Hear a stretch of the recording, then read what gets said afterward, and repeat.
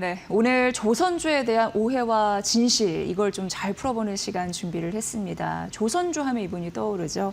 엄경아 신영증거 연구위원 모셨습니다. 위원님 반갑습니다. 안녕하세요. 네, 오늘도 잘 부탁드립니다. 네네.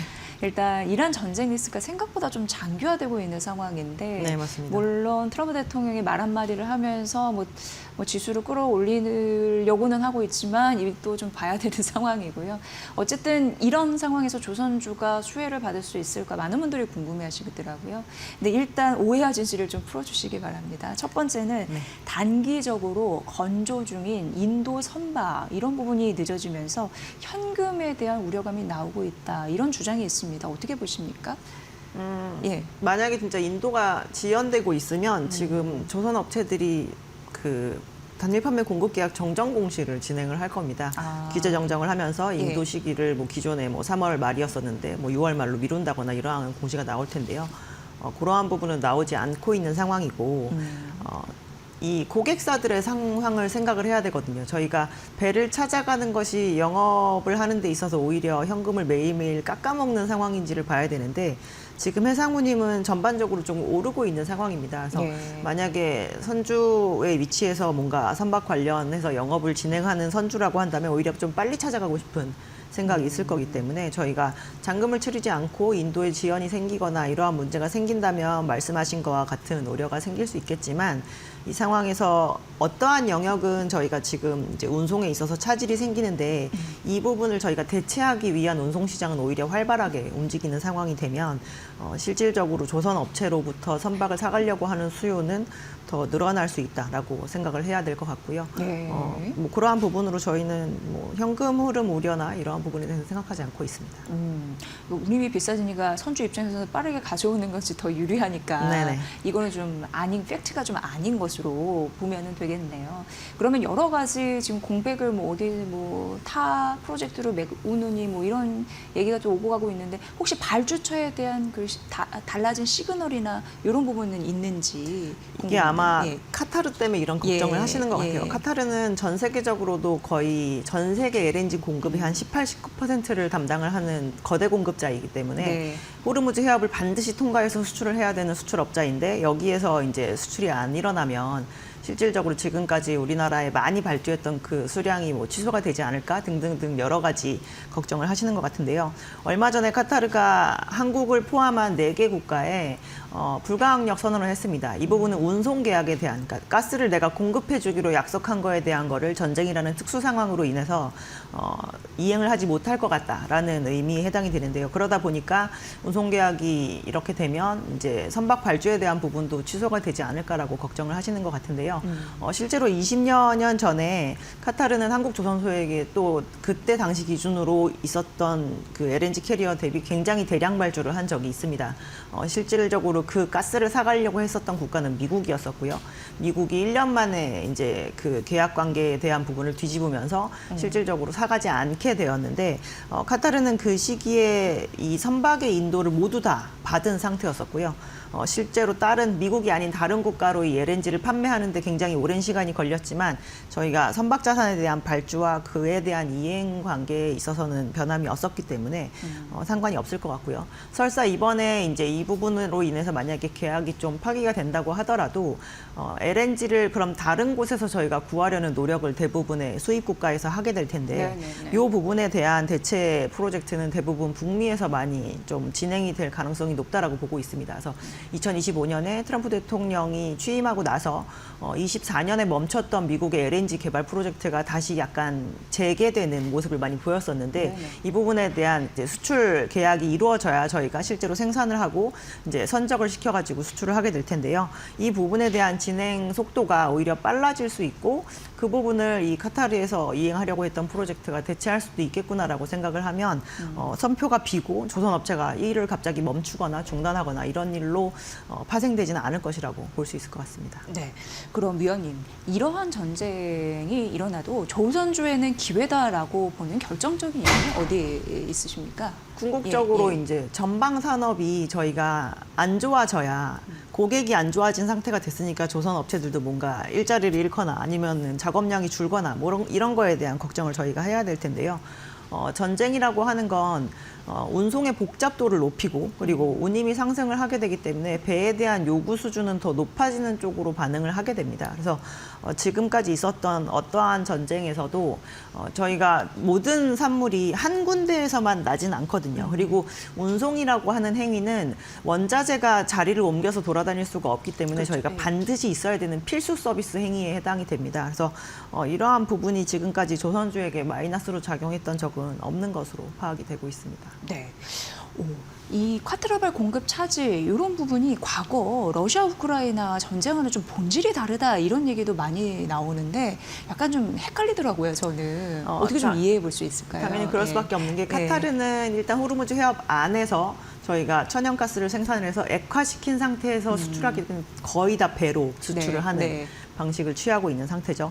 근데 러시아는 대륙으로 연결되어 있었던 유럽으로 PNG, 파이프라인을 타고 기체 형태로 내추럴 가스를 수출을 했었는데 그 부분에 대한 공급이 끊어지게 되니까 저희가 급하게 다른 걸로 대체했었던 게 액화천연가스에 해당이 네. 되는 거잖아요. 그래서 PNG에 대한 그 의존도가 높던 유럽의 그 가스선 수입 수요에 대한 부분을 이제 미국발 LNG 수출 수요로 대체를 하는 상황이었었거든요. 근데 네. 이번 같은 경우는 원래 LNG 시장에서 수출을 크게 담당하고 있던 국가가 이 부분에 대한 그 수출이 불가하게 된 부분이기 때문에 대체하는 데 있어서 PNG에서 LNG로 바꿀 때만큼 조금 빠르게 일어나긴 굉장히 어려울 수 있지만 2010년대 한 사이 정도보다 지금이 그나마 시장이 좀 스팟으로 LNG를 구하기가 좀 쉬워진 게 예전보다 LNG 공급 국가가 많아진 상황입니다. 그래서 네. 과거에는 LNG는 무조건 장기 운송 계약으로만 거래가 되었었는데 요즘에는 쇼텀 트레이딩이라고 해서 그 단기간에 트레이딩이 이루어질 수 있는 비율이 거의 40%에 가까이 올라온 상황이기 때문에 이 부분도 그럼 카타르에서 못 구하면 다른 쪽으로 구하는 쪽으로 전환이 되겠구나라고 생각하시면 될 것 같고요. 네. 이제 아니면은 가스로 기존에 썼던 이 에너지를 다른 에너지원으로 대체를 하거나 뭐 이러한 방법도 구가하게 될 것이기 때문에 네. 어찌 되었건 해운 시장에서는 그러면 이쪽이 아니면 저쪽으로 막아야지라는 쪽으로 대체를 하게 될 거라서 본질적으로 다르긴 하지만 해운 시장에 전체적으로 주는 영향은 크게 다르지 않을 거다라고 보시면 될 것 같습니다. 공급처가 여기저기 이제 생긴 상황이니까 네네. 이런 리스크가 있어도 다른 선택지가 있기 때문에 큰 영향은 없을 것이다. 그러니까 제한적일 것이다. 이런 결론에 도달하네요. 네. 예. 중국 조선소와 역시나 차별화된 경쟁력 어디에 있다고 보십니까?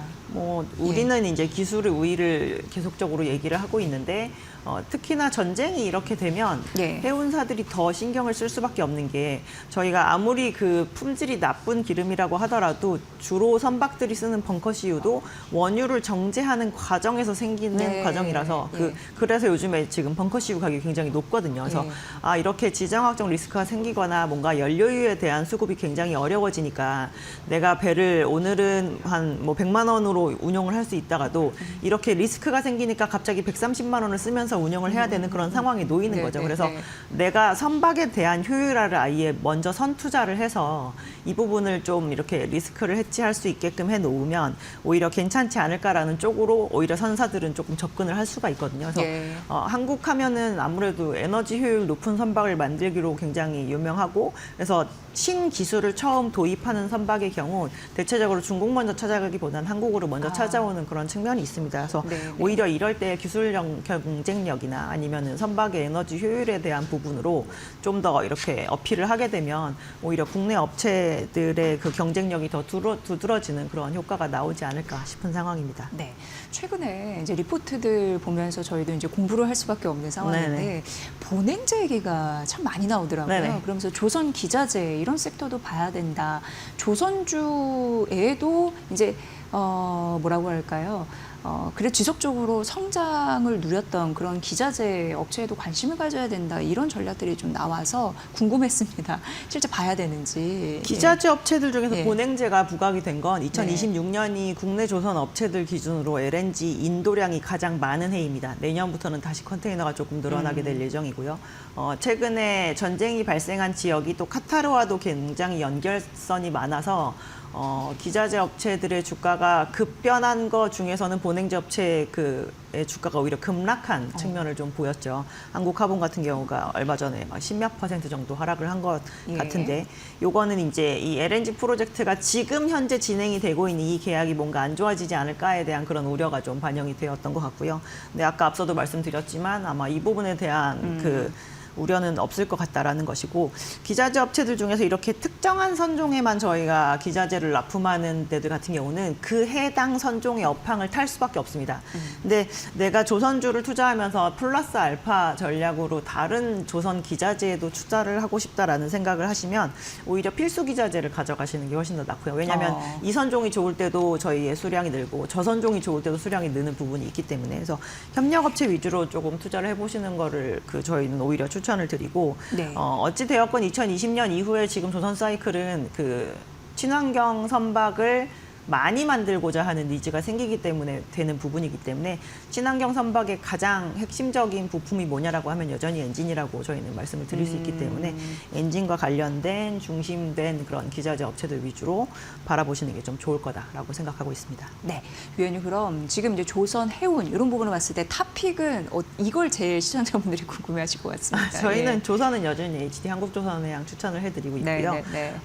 밑에 있는 산하의 사업 조선소들이 다 지금 순현금 상태입니다. 그래서 저희가 재무구조가 가장 좋고, 합병을 실시한 이후에 지금 첫 해거든요. 2026년이. 그래서 합병 시너지가 나오는 부분도 저희가 확인을 할 수 있고, 앞서서 말씀드렸던 엔진 자회사가 이 회사의 자회사로 소속이 되어 있는 부분도 있기 때문에, 저희가 부품사의 실적 개선 또한 이 회사 하나를 들고 있음으로 인해서 조금 누릴 수 있다라고 생각해 볼 수 있을 것 같습니다. 네, 조선의 최애 선호주는 HD 한국조선해양이고, 해운주는 예. 우리나라 해운주는 예. 사실 글로벌 해운 시장이 움직이는 거에 딱 맞는 해운 투자를 하기가 조금 어려운 네. 측면이 있는데요. 네.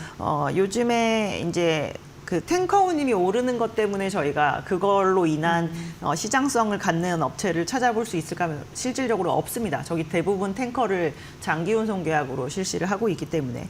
근데 최근에 어떤 딜이 있었냐면 SK운으로부터 페노션이 유조선을 한 10척 정도 저희가 사들인 상황인데, 예. 이걸로 인해서 저희가 영업 가치가 올라가지는 않습니다. 왜냐하면 이미 장기 운송 계약이 묶여있기 때문에 지금 오르고 있는 이 운임을 저희가 향유를 할 수는 없으니까요. 하지만 중고선 가격이 올라가는 거에 의한 자산가치 상승을 누려볼 수가 있고, 저희가 기존에는 항상 드라이벌크만 많이 하던 회사라는 그런 인식이 있는데, 이제는 비벌크에서 나오는 영업이익이 더 많아짐으로 인해서 회사가 조금 체질 개선을 했다라는 부분도 좀 들여다볼 측면이 있을 것 같고요. 네. 그래서 그러한 측면으로 펜오션을 저희는 해운 중에서는 가장 최선호주로 추천해드리고 있습니다. 네, 펜오션까지 들어봤습니다.